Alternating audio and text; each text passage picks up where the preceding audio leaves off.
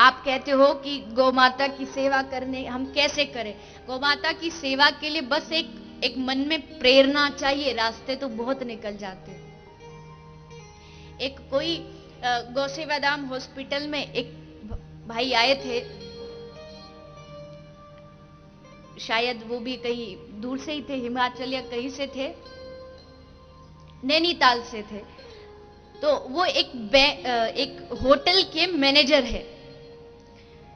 तो होटल के मैनेजर हैं, तो उन्होंने भागवत कथा सुनी, उसमें श्रवण किया गाय माता की रक्षा के लिए।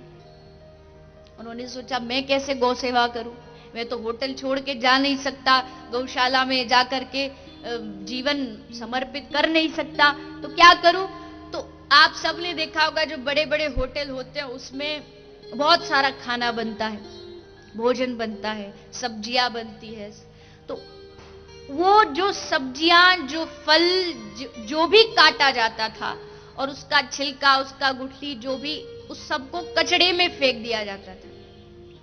उस भैया ने क्या किया, उन्होंने सारे किचन में एक अलग अलग से 2-2 पात्र रखवाए और सारे जो किचन के शेफ हैं, भोजन बनाने वाले, उनको कहा कि आप जो भी काटिए तो उसमें से जो भी आपका छिलका इत्यादि बचे, आप उस सबको अलग डस्टबिन में डालिए, उसको अलग रखिए और उस अलग को 4-5 जब डस्टबिन इकट्ठा हो जाते हैं, फिर एक रिक्शा बुला के उसको उसमें रख करके आसपास जो गायों का कहीं ठिकाना है वहां जाकर के वो डाल देते हैं।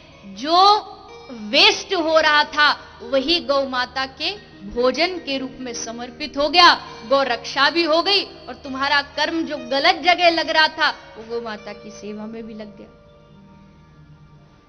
ये छोटा कदम है, लेकिन हर व्यक्ति ऐसे छोटे छोटे कदम उठा ले तो गौ माता की रक्षा बड़ी आसानी से हो सकती है। हम सबका दायित्व है गाय की सेवा।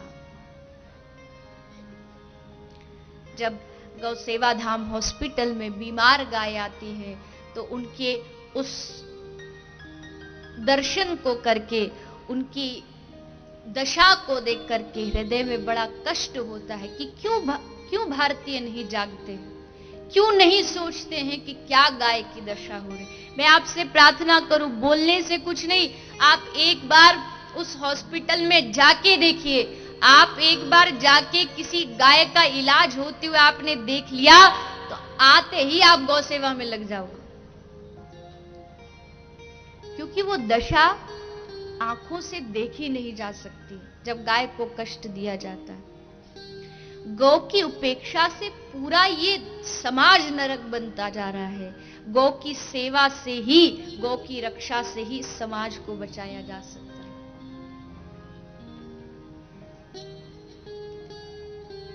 आप सब अपने अपने आसपास कोई गौशाला है, आप अपने घर में एक दान पात्र रखिए, उसमें 1-1 रुपया आप नित्य प्रति डालिए और जहां गाय की सेवा हो रही हो वहां उसको समर्पित करके आइए।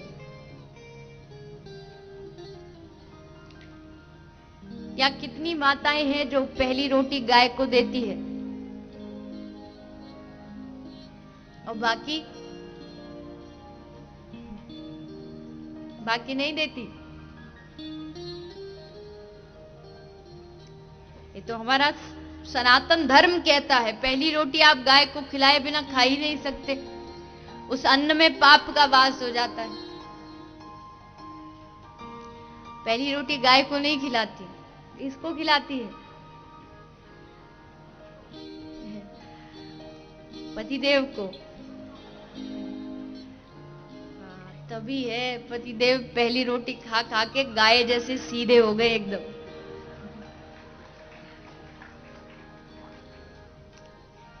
और अंतिम रोटी किसको? कुत्ते को। वो किसको खिलाती है? तभी इतने वफादार हैं।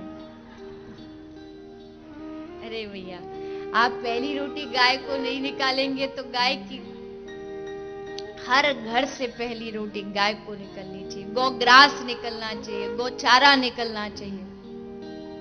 कई शहरों में मैंने ऐसे देखा है कि चौराहों पर गौग्रास बेचा जाता है और लोग वहां गायों को पैसे से खरीद के चारा खिलाते हैं।